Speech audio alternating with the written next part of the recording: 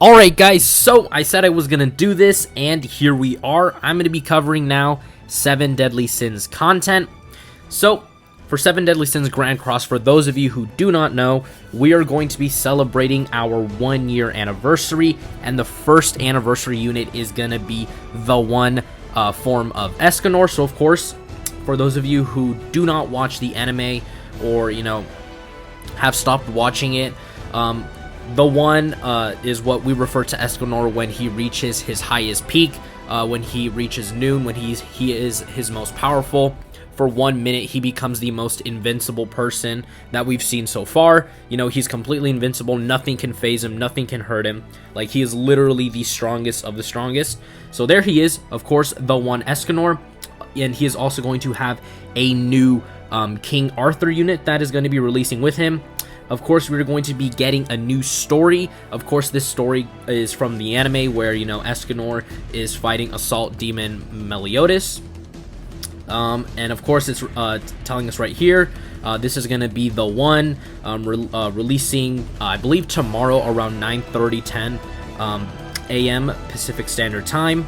And then if you spend a total of 900 gems and you haven't pulled Escanor, in 900 gems, you get a guaranteed Escanor of the one. So kind of like, I guess you could say, kind of like Dokkan Step Up banner, where the last step is a guaranteed LR. Well, in this case, if you spend 900 gems, then the final guaranteed unit you're going to be getting is the one form of Escanor. And of course, this is going to be Escanor's moveset that I will be going over, as well as the new Arthur. And then it says you can get the new Arthur ultra rare level 80 fully awakened. Okay, so this is actually really big, because level 80 for URs is the highest level that you can get him at. And fully awakened, I'll go more into detail when we go over to the actual Grand Cross game. I'll show you guys what fully awakened means, but this is a very big thing and a very big deal. Through special missions for part 1 for free, which is very good for new players. And then they're going to be having Hawk's Treasure Chest. So this is something that you usually get, I believe, maybe once a week or daily, where you have to input a special code, and then you get really good rewards from that. A new special boss battle is always very good. Special recipe event, that's more for like cooking based purposes. Ultimate champion cheering event, I'm not exactly sure what that is, but we'll take a look at it. And Fort Solgris reward dungeon, very good, especially if you need to grind out I believe they're called awakening books or something like that. I actually have played the game for a while now, but I'm quite unsure what it's actually called. But anyways, let me see if I can find him here. Fort Solgris is where you can farm things like pendants and the books to awaken your units, as well as the gold and the hero potions that these are used to like level them up, so they're basically like training items. And then these are like the medals that we have in Dokkan, where they're used to actually awaken the units. That's where Fort Solgris is where you farm them. So getting extra rewards for that is going to be very good. And then main rewards for part 1 special missions, guaranteed level 80 Merlin, Deanne. I already have this guy like level 80 and fully maxed out, so I don't need him, but for sure I'll take the Arthur, Merlin, and the Diane. Special boss battles, just some guess clothing, or clothes for the Escanor, which is going to be good. These guaranteed SSR tickets are very nice. And then Fort Solgris dungeon, of course, I explained that this is already there. King's special exchange shop, and then special recipes. These are probably going to be special recipes used for the one and Arthur. And if you're wondering what the food does, the food basically is equipment. If you're talking about Legends and Dokkan, it would be, the support memories is the best way I could describe it, where, you use it once and it boosts a character's attack, defense, the drop rate of gold, and all of that stuff. And then, of course, it's telling, this is going to be the banner where you click on it and you can see all the missions you have to do. And then the new costume sets for the one, as you can see here. And this is going to be a bundle that you can buy. I personally don't know if it's worth it. But again, the third pack might be worth it just because, again, you get a guaranteed ultra rare Fully Awakened. Actually, I can take the time and talk about that right now. So Fully Awakened means you have all 6 stars active, and that, if you didn't know, is very, very hard to get because, again, you have to grind a lot of resources in order to get that. So getting a full level 80 6-star unit is very, very good because it's extremely hard to get, you know, as a regular player, because you have to spend a lot of stamina, a lot of skip tickets, and all of that. And then they're going to be buffing the Arthur units, which is very good for me because I use this red Arthur a lot. And then ending events in battle. So this is the stuff that is going to disappear as a result of the first year anniversary and the one festival coming to global. And now let's take a look at his actual moveset. So again, the one is easily one of the most powerful units in the game. And just to quickly explain his typing, there's red, green, and blue. And I think, as you can probably assume, red is weak to blue, blue is weak to green, green is weak to red, and so on and so forth. So his first card is Super Slash at rank 1, which is the most basic form, and the way that you rank these up is you need 2 of the rank 1 cards to make 1 rank 2 card, and you need 2 rank 2 cards in order to get the final one, which is the gold one, or rank 3. So that's how they stack. So basically, he inflicts influx damage. So it's an additional 0.8% damage per 1% HP remaining. So basically, when he's at full health, he's going to do an incredible amount of damage. Because, again, his stats are very, very good, especially considering that, again, he's the first year anniversary unit, so he's literally going to be busted.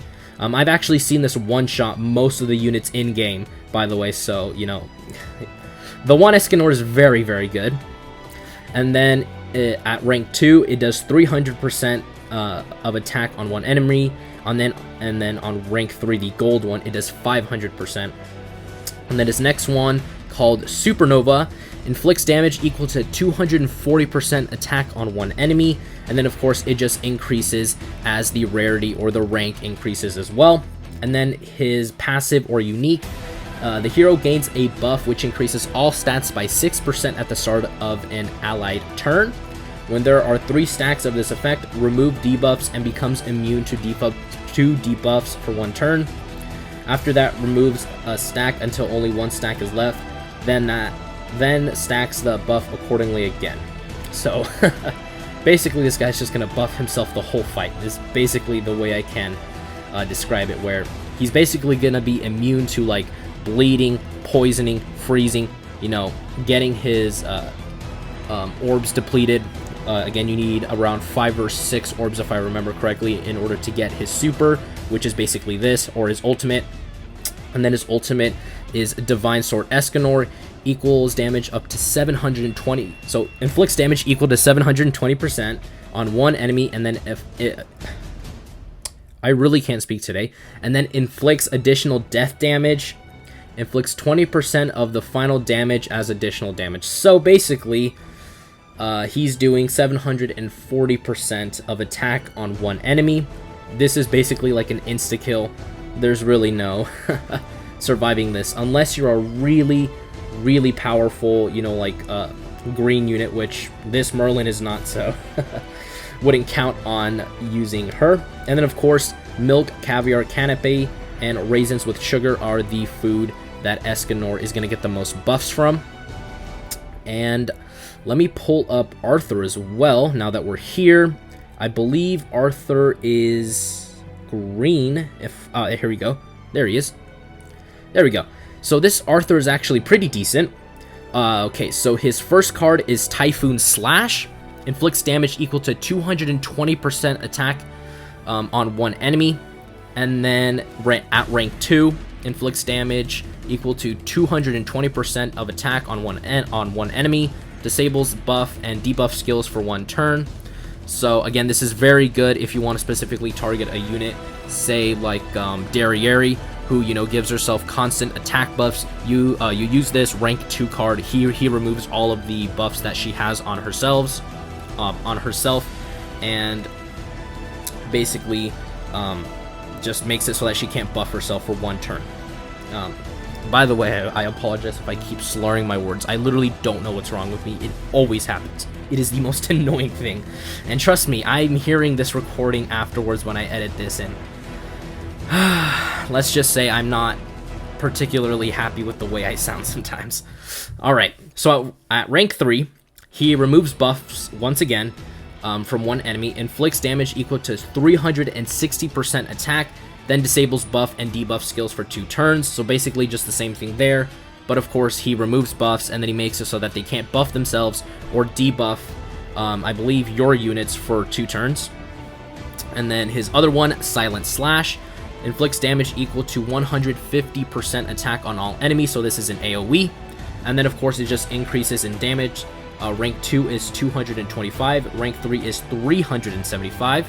And then his ultimate inflicts Sever damage equal to 630% attack on one enemy. And then Sever is, he has 3 times the chance to crit, so he increases his crit chance by 3-fold, which is good. And then his passive is called Justice, increases allies damage dealt by 35%. So again, the one Escanor, the fact that you get this passive active, Escanor is going to do an insane amount of damage.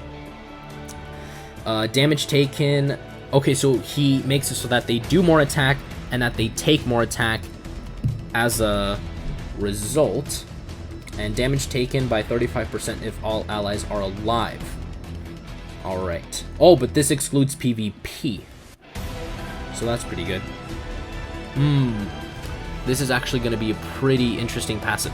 So basically this does not, none of this activates in PvP, which is going to be a bummer, because again, I would have liked to use this guy with the one Escanor, but this guy appears to be more of a PvE based unit where you really want him for PvE based content. Deathmatch is again something that's more online based, so of course, you know, they're not going to make it so that he can do that there. But yeah, this is kind of like a double-edged sword, literally, where you do more damage, but then you take more damage as a result. So this guy's going to be really good in PvE content, so Fort Solgris, you know, doing the story event, all of that. It's just, he's not going to be able to have this active during PvP and Deathmatch. So that is a bit of a bummer. And yeah, I mean, that appears to be it. There's nothing else that I'm missing, so let me guys know what you guys think of the 1-year anniversary for 7 Deadly Sins Grand Cross.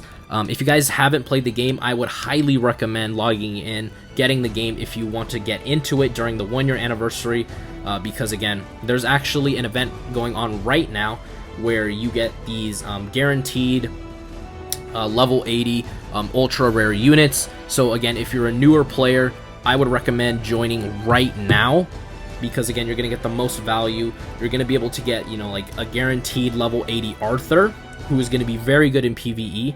You're going to be able to get other level 80 guaranteed units, because again, like I said before, there is an event out right now where, you know, they give you tickets that you spend on a banner, and then you're getting a guaranteed level 80 hero if you do pull an SSR. So that is really going to do it for today's video. Again, I'll be doing some summoning videos, and if I pull him, of course, I'll be using him in mostly PvP based content, because again, that's really where people are probably going to be using the one Escanor anyways.